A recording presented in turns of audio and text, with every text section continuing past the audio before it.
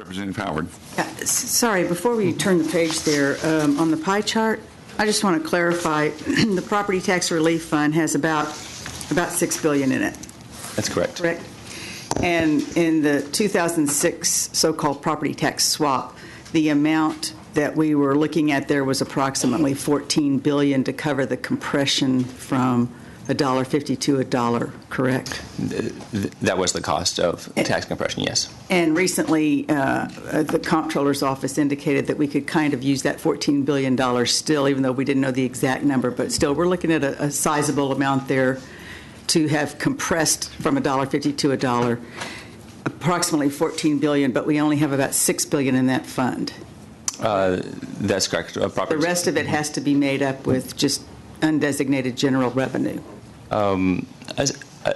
Essentially, yes. As I was mentioning, there is just one appropriation for all of the foundation school program. And so as any of these methods of finance might come up lower than what might have been anticipated, general revenue would make up the difference. That's correct. I'm going back and forth. J-Rod's in my way now, not Bonin.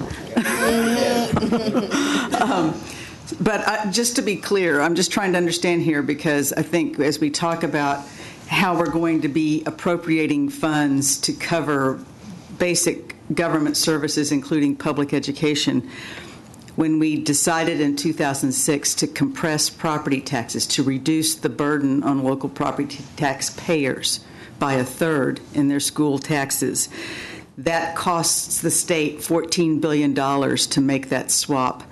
And at this point in time, we're bringing in about $6 billion of the methods that we determined at that time we were going to use to fund that $14 billion swap. I believe that's fair. My understanding is at the time that there was an anticipation that the property tax relief fund would fully cover the full $14 billion.